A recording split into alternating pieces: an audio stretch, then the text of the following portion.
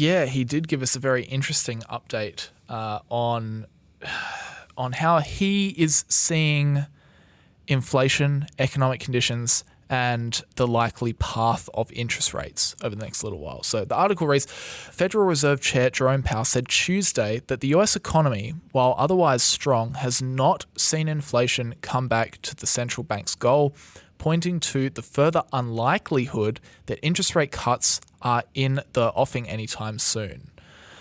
In the offing? What does that mean, Hamish? They're not coming. I've never heard. That's such an odd phrase. I've never seen that phrase before. In the offing. I don't know what that means. Anyway, it's not going to happen anytime soon, Hamish. That's the reality. That's the gist. Yeah.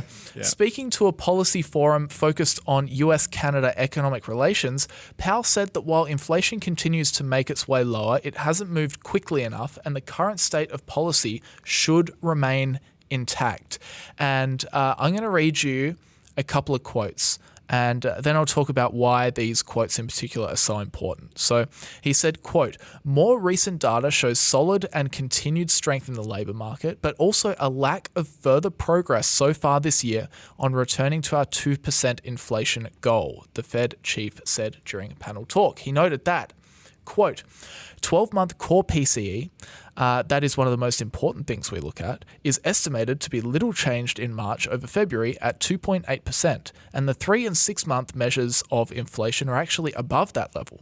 So we've said at the FOMC that we'll need greater confidence that inflation is moving sustainably towards 2% before it would be appropriate to ease policy. We took that cautious approach and sought that greater confidence so as not to overreact to the string of low inflation readings we had in the second half of last year. The recent data have clearly not given us greater confidence and instead indicate that it's likely going to take longer than expected to achieve that confidence. Wow. So, right. That's a pretty big shift, I think, right? From just even 6 months ago, what the Fed has been saying. Yeah, that's exactly right. So I thought I'd put in a bit of a blurb. Why is this important? Because honestly, he's just stating facts, really. It's a pretty obvious statement. But what it means, really, is it means that Jerome, as the chair of the FOMC, is openly acknowledging that there is a lack of progress in returning inflation back to their 2% goals. And this is important because a lot of people and the market just generally is kind of expecting the Fed to start cutting interest rates quite soon. They've said themselves earlier this year that they expect 3 rate cuts in 2024. That's what they expected. But they've also been very clear. Jerome's been very, very clear that this can only occur if they see, more or further evidence that inflation is reliably on its path back down to 2%. He's always said, yes, we want to cut rates and we think that will be appropriate, but we want to see more evidence that inflation is coming back down towards that 2% target.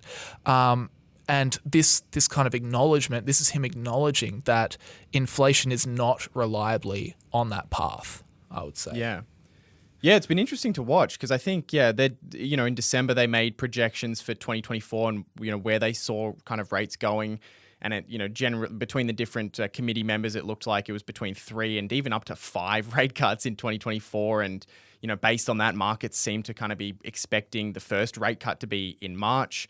Obviously, we've had that FOMC meeting and they decided to keep things stable. And then the next one that people kind of thought was going to be June.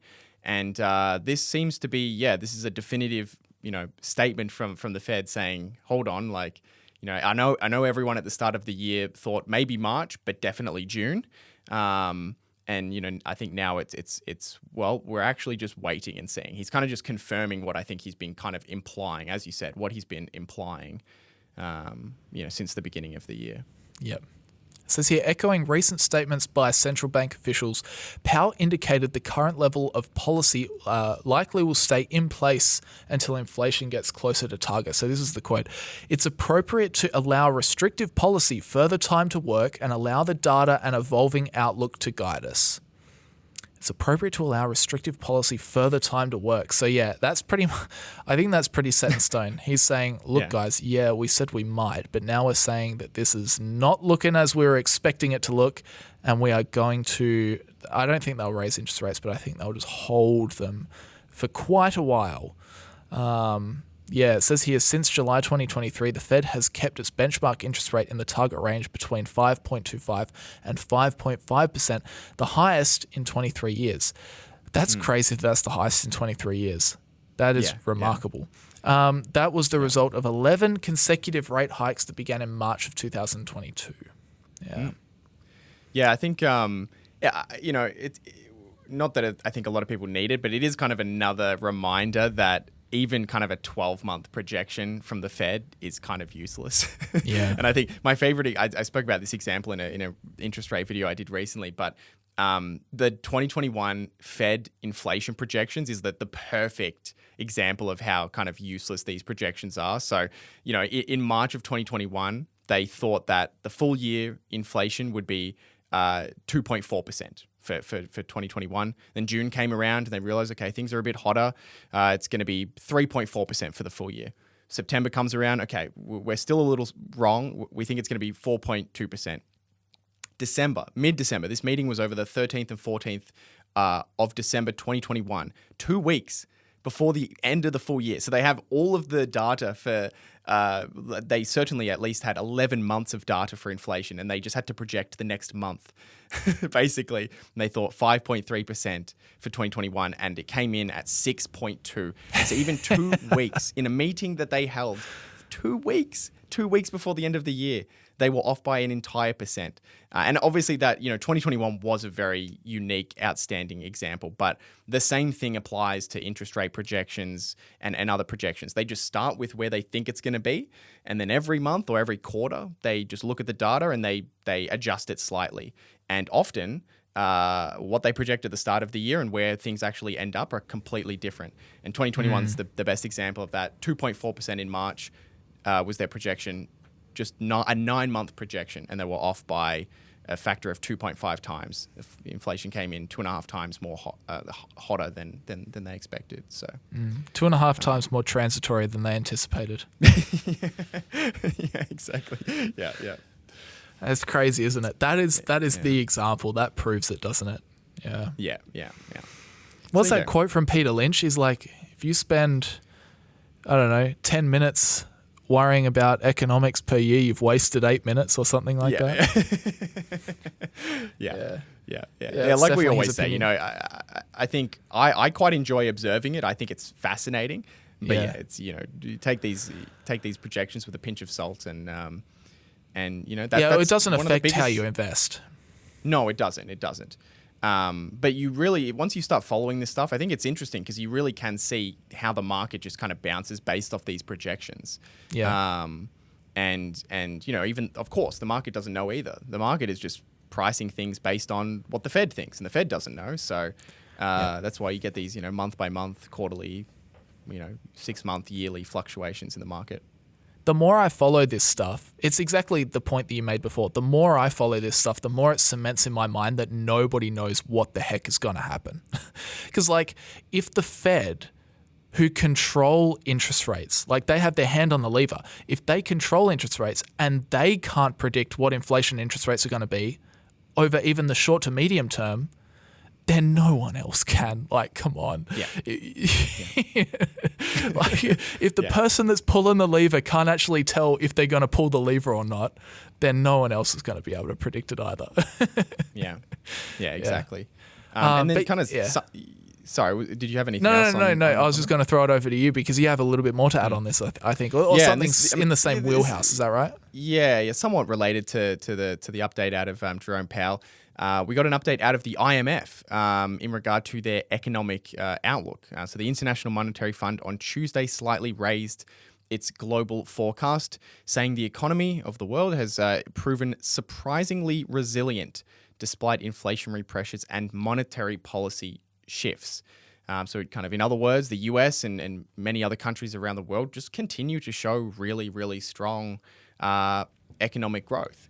And I think everybody maybe not everybody, but I think most people generally thought that because rates went up so fast and from this, 20-year period basically of 0% interest rates or really low interest rates, that economies around the world and businesses and individuals would get hit really hard.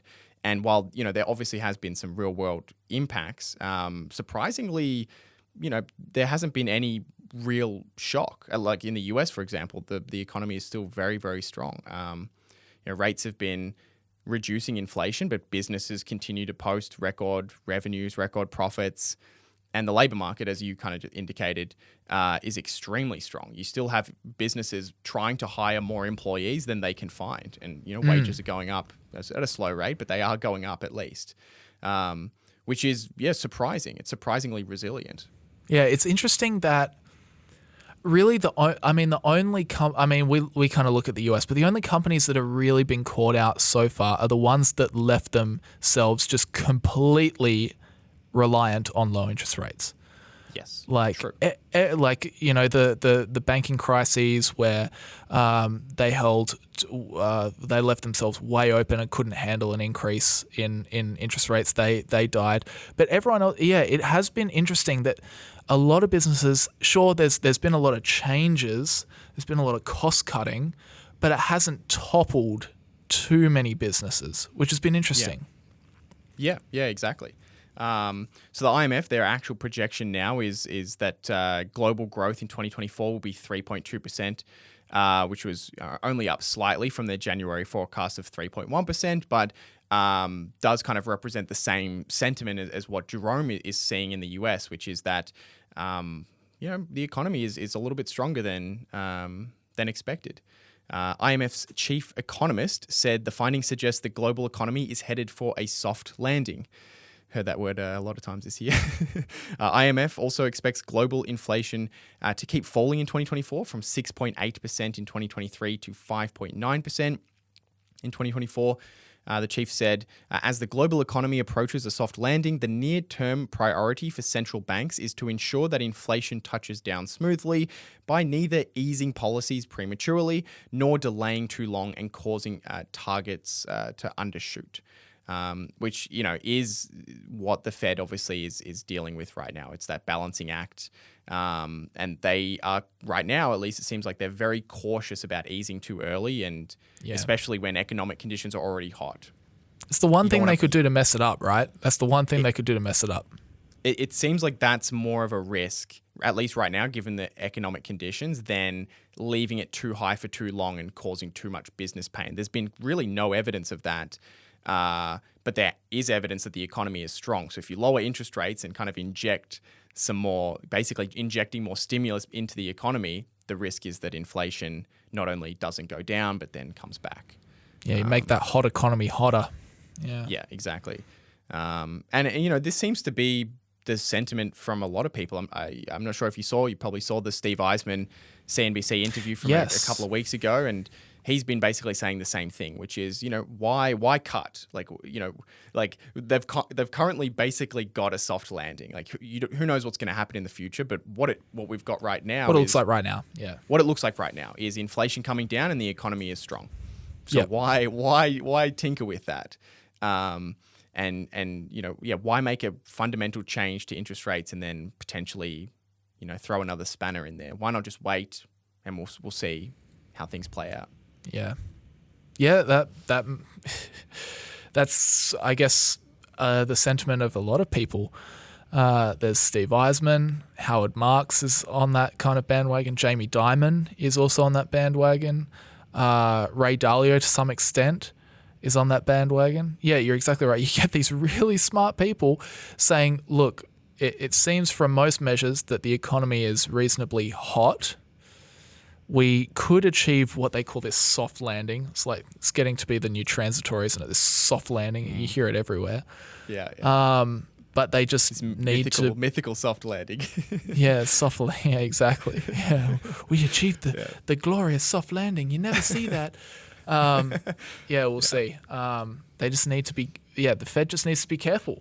There's one way they can mess it up, and that's by lowering interest rates too quickly. But it is surprising. It's really surprising that the global economy is actually doing all right. Like all things considered. I feel like we've been through a lot these last 3-4 years. All things considered, you could say that. Yeah. growth is still there. The people, businesses, we're hanging in there. It's pretty cool.